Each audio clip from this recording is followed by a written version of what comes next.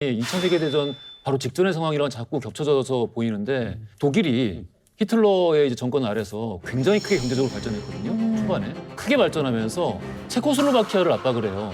똑같이 친러시아 성향의 사람들이 몰려있는 돈바스 지역처럼 네. 체코슬로바키아에도 독일 민족이 살고 있는 지역이 있었어요. 요 지역까지 먹으려고 그래요, 독일이. 그러니까 영국, 프랑스가 두고 볼 수가 없는 거야. 그래서 뮌헨 협정이라는 걸 해요. 뮌헨 협정에서 모여서 독일, 오케이, 알았어. 전쟁하지 마. 대신 여기까지 먹을 수 있게 해줄게. 체코슬로바키아 되게 미안해. 근데 여기는 그냥 독일까지 주자. 안 그러면 전쟁이 일어날지도 몰라. 해서 줘요. 그리고 히틀러 말을 믿고 당시에 영국 챔버린 수상은 그거 좋다고 히틀러가 각서 썼다고. 영국 와서 막 흔들면서 내가 평화를 지켰다 이래요. 런던 공항에서. 정확히 6개월 후에 체코슬로바키아 독일에 병합되고요. 그로부터 다시 6개월 후에 폴란드를 침공하면서 2차 세계대전이 벌어집니다. 그러니까 이게 하나의 신호를 준 거야. 러시아에 크림반도 병합 있지 않습니까? 네. 이거 서방 세계가 어떻게 했어요? 보고 있었지. 그냥 보고 있었어. 그러니까 이 상황에서 나토는 제가 보기엔 일종의 되게 좋은 명분밖에 안 되는 거예요. 근데 사실은 전쟁 시작해도 이런 연산 봤을 때 각자 연산이라고 제가 내 친구한테도 삼촌한테도 얘기했을 때 러시아 살고 있는 삼촌한테 나한테 나쁜 말하고 저희 대립 지역에서 할머니도 러시아 편이라서 내 말한테 안 믿어요. 사실은 그렇게 의견이 너무 달라다 보니까 삼촌이 마리아 씨 말을 안 믿는다고요? 네, 제 할머니도 안 믿어요. 근데 할머니 지금 러시아도 아니고 대립 지역에서 살고 계시더라고요. 러시아 정부는 시위대뿐 아니라 언론에도 마술을 뻗쳤습니다. 러시아 정부 표현대로 우크라이나 내 특수 군사 작전이 아닌 침공, 전쟁이라고 표현하면 가짜뉴스로 몰아 최대 징역 15년형을 선고하는 법률도 통과시켰습니다.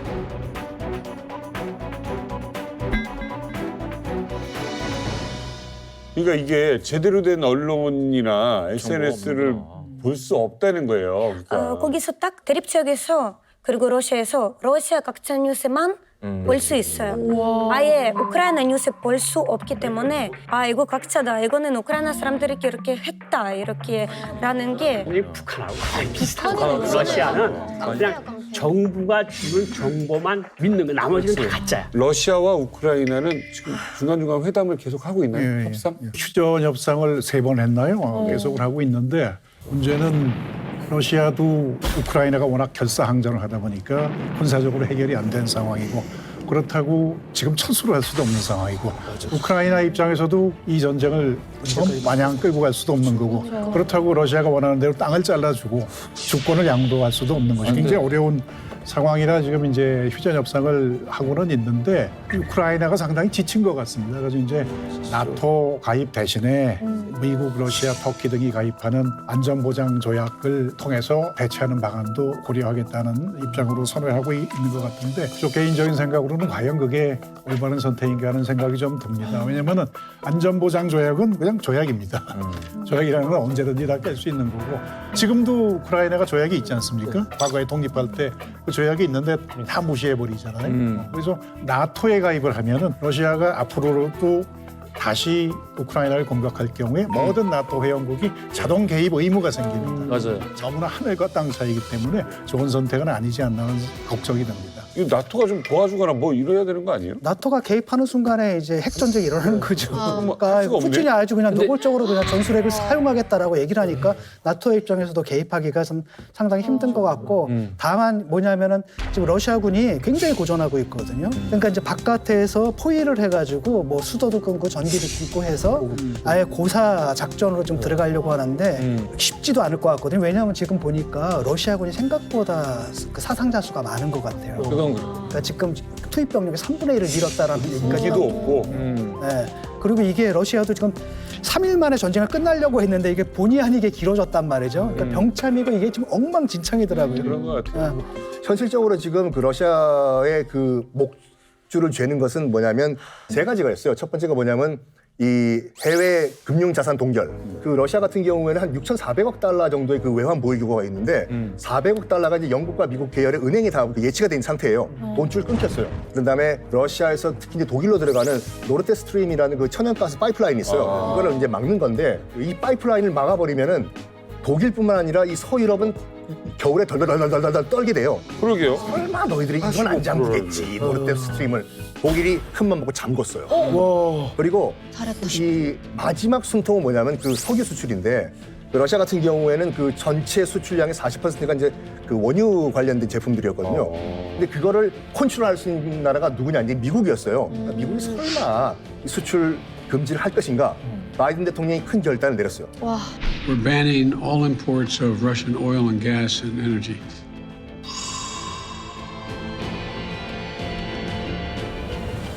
아니 지금 이렇게 되면 석유값은 물론이고 무슨 뭐 난리가 나는 거잖아요. 다시 화석연료 써야 되고. 서울 평균 휘발유 값이 1리터당 2,000원이 넘었잖아요. 맞아요. 2천 넘었더라고요. 너무 비싸. 그리고 곧 1리터당 3,000원이 넘을 거란 이야기예요. 와, 그렇게 비싸져요? 미국에 있는 친구한테 얘기했더니 거기는 그 2불 얼마 했었는데 지금 4불 넘었다. 미국은 엄청난 타격이. 2배가 됐어요. 근데 이것도 다 그 역사의 흐름 속에서 그 평가해야 되는 게 뭐냐면 저 어렸을 때 오페크라는 그 산유국 단체가 갑자기 하루아침에 올렸죠. 원유값을 올렸어요. 대사님 기억하시죠? 네, 오일 석유 쇼크. 파동. 제1차 오일 쇼크. 1차, 2차 있었잖아요. 지금 러시아가 우크라이나 침공으로 해서 원유 값이 2배 올랐잖아요. 네. 그 당시에 몇 배 오른지 아세요? 30배 올랐어요. 30배 올랐어요. 어떻게 살아요? 이거는 뭐 그러면? 미국처럼 장거리 왔다 갔다 이런 데서는 어마어마한 타격이겠네요. 미국은 뭐 난리 그럼 났지. 못 다니겠다. 근데 제가 희망을 가지는 건 뭐냐면 30배 올랐는데도 우리나라 경제도 살아남았고 또 세계 경제도 살아남았잖아요. 다시 제자리로 갔으니까 이번에도 2배 올랐지만 제발 그 평화적으로 안정이 돼서 다시 네. 경제도 제자리로 가지 않을까. 어쨌든 경제적으로 분명히 본인들도 피해를 볼 텐데 세계 각국이 국제회의 중에 러시아를 보이콧하기도 했습니다.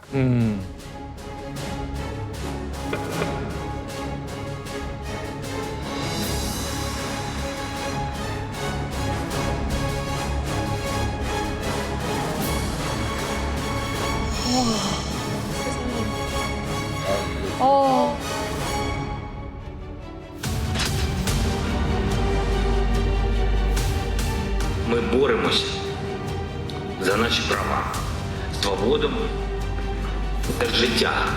А зараз ми боремося за виживання. І це найголовніша наша мотивація. Але ми боремося. Доведіть, що ви разом з нами. Доведіть, що ви нас не відпускаєте.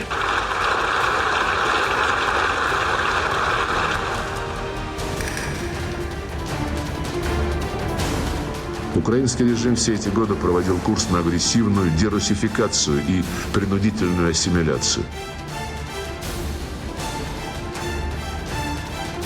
러시아 외무장관이 연설을 시작하자 다 나가버립니다. 엄청난 항의였죠.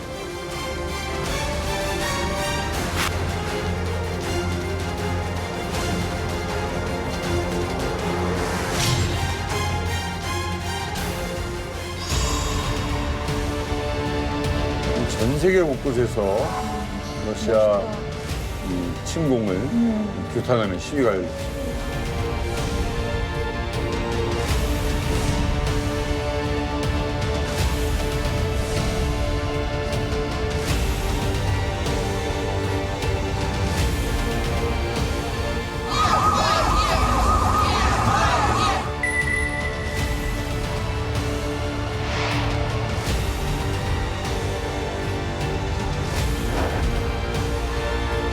왜 러시아에서 못 보는 거야?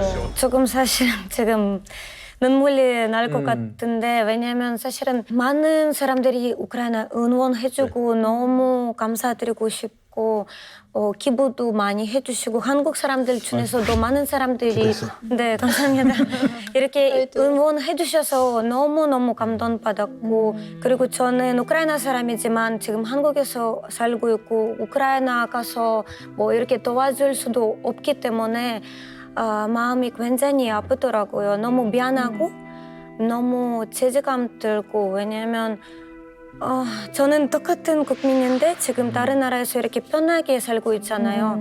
그래서 이렇게라도 뉴스에 나와서 얘기하고 싶고 네. SNS 통해서도 많이 도와주고 싶은데 네, 그래서 아니 정말 네, 너무 결코 이번에는 식지 않고 많은 국가에서 많은 분들이 끝까지 아마 지원을 하고 응원할 겁니다. 그랬으면 좋겠네요. 아, 그리고 또 아까 영상에서도 봤듯이 이 각국 대표가 모인 자리에서 대놓고 보이콧을 한다는 게 사실 이런 사태는 흔한 일이 아니죠.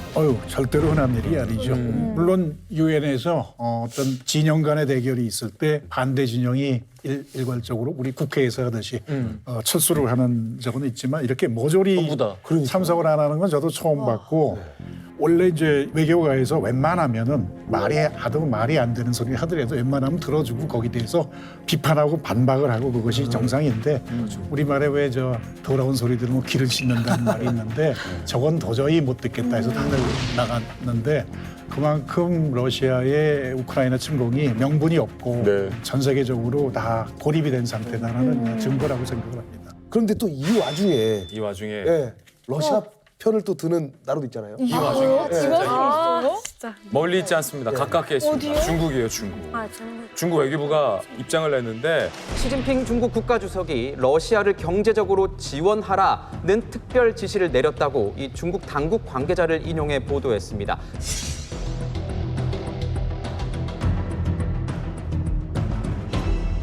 아무리 중국과 러시아가 미국에 대항해서 이익을 같이 본다고 하더라도 전 세계 국민들이 규탄하는 이 국면까지 어떻게 중국이 이렇게 포장할 수 있을까? 뭐라고 발표했는지 한번 들어보세요. 러시아가 지금 안보에 대해서 우크라이나에게 합리적인 요구를 하고 있다. 절대 중국은 러시아의 침공이라는 표현도 쓰지 않습니다. 그래서 전 세계가 그리고 우크라이나가 진지하고 적절하게 러시아에 대한 요구를 들어줘야 한다. 합리적으로 다뤄줘야 한다라고 중국 외교부가 입장을 발표했습니다. 맞습니다. 또 그리고 또 오로지 또 핵 하나로 전 세계를 또 위협하는 북한은 이번 사태에 대해서 어떤 반응인지 사실 제일 궁금하거든요.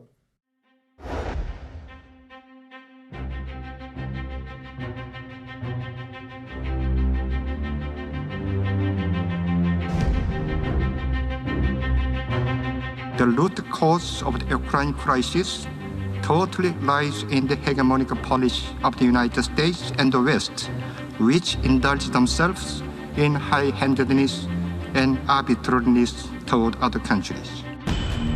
이건 남탄만.